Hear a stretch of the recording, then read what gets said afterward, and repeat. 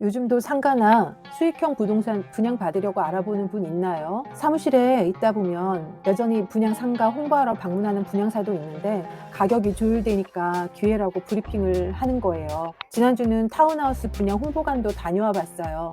함부로 분양받았다가는 후회하기 쉬운 타운하우스도 가격은 더 싸게 분양하더라고요. 혹 관심 있는 분들은 타운하우스도 조심해서 살펴봐야 해요. 들어가면 빠져나오기 어려운 건 마찬가지거든요. 열심히 좋은 기회라고 하던데 분양해야 먹고 사는 그분들도 어쩔 수 없는 거고요. 여러분들 중에 상가 분양받은 후 아직 잔금 전이어서 전매하고 싶거나 등기 월세라도 맞춰지길 바라는 분들 맘 졸이고 계실 것 같은데요. 물론 입지의 차이는 있겠지만요. 최근에 광교의 유명 주상복합에 상가 분양받은 분이 방문해서 입주하고 거의 5년이 돼가는데 임대 나가지도 않고 아직 등기도 못해서 건설사와 소송 중이라고 하시는데 지금까지의 지연이자와 관리비가 수천만 원이더라고요. 그러니 해결도 못하고 이자에 이자로 생활이 어렵다시더라고요. 그래서 저도 한번 그 상가를 1년 만에 둘러봤는데 입주 시작할 때는 그래도 부동산 시장이 호황기여서 그 아파트는 2배 정도가 아니라 3배 뛰고 신고가를 치고 있었는데 상가는 분위기가 썰렁했었거든요. 그 아파트 건설사가 상가를 작게 잘라서 지하에 엄청나게 많은 상가를 만들어 분양했었죠.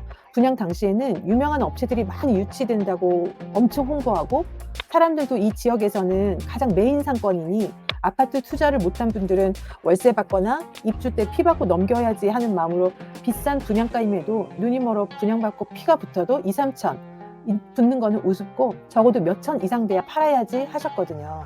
왜냐면 미분양도 있던 아파트가 피가 몇 억이 붙으니 당연히 상가도 그럴 거라고 생각을 했던 거죠. 상가 분양은 보통 여유가 있는 분들이 상가 투자를 하기도 하지만 아파트에 비해 대출 한도가 높았기 때문에 적은 금액으로 더 큰 수익 날 거라고 생각했다는 거예요.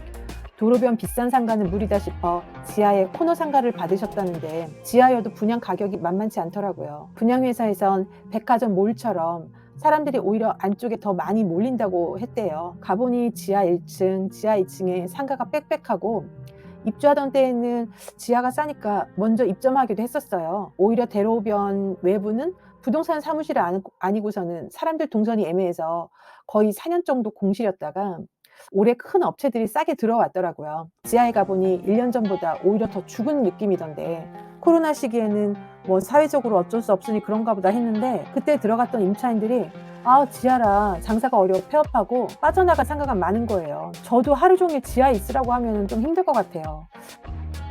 작게 잘라진 평수들이 대부분 10평에서 15평이니까 개인 업체들이 주로 입점을 해서 들어왔는데 이번에 보니까 폐업한 상가들도 많고 5년간 한 번도 임차가 안 된 곳도 여전히 많은 거예요. 그러니 대출 이자와 관리비를 따지면 상가 분양가 이상 나왔다는 말이 맞죠?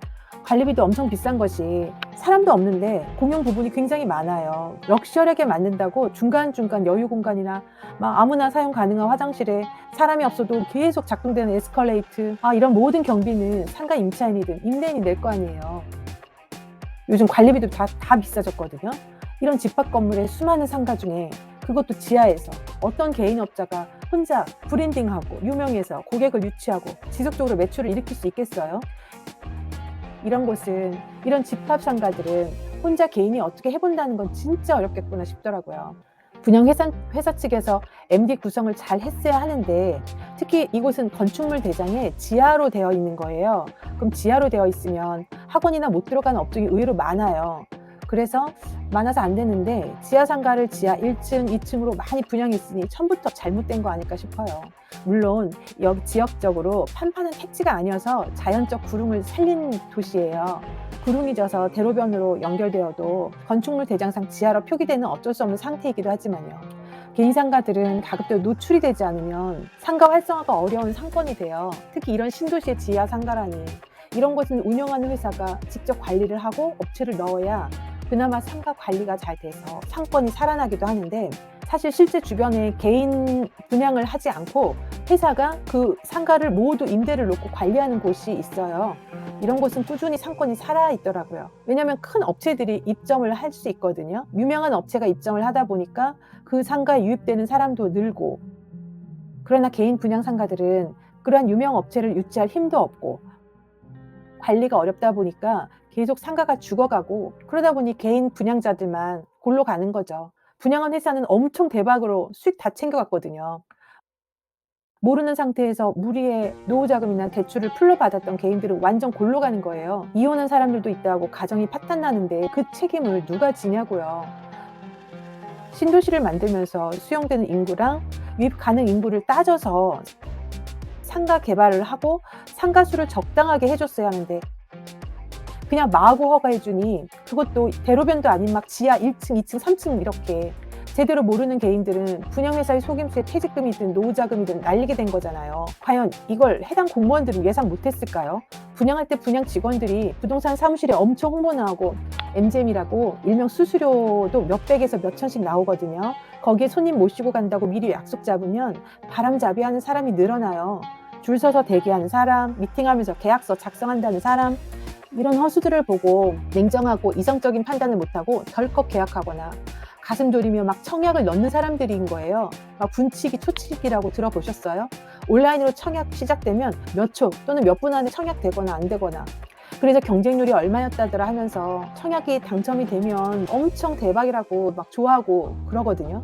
그러나 계약까지 가지 않는 허수가 많아요. 요즘 하도 떠드니까 상가 분양은 쏙 들어갔지만 지식산업센터도, 즉 지산도 비슷한 상태잖아요.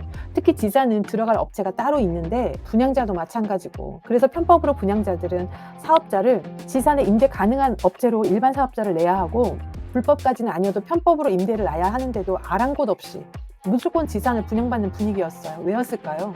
아파트 투자로 돈 버는 사람이 많아지니까 포모 현상으로 상가뿐만 아니라 알지도 못하는 애매한 형태의 생활형 숙박시설이든 지식산업센터를 분양받고 본인과 같은 또 다른 누군가에게 돈 더 받고 팔려는 마음이거나 임차인에게 월세를 많이 받으려는 생각이었겠죠.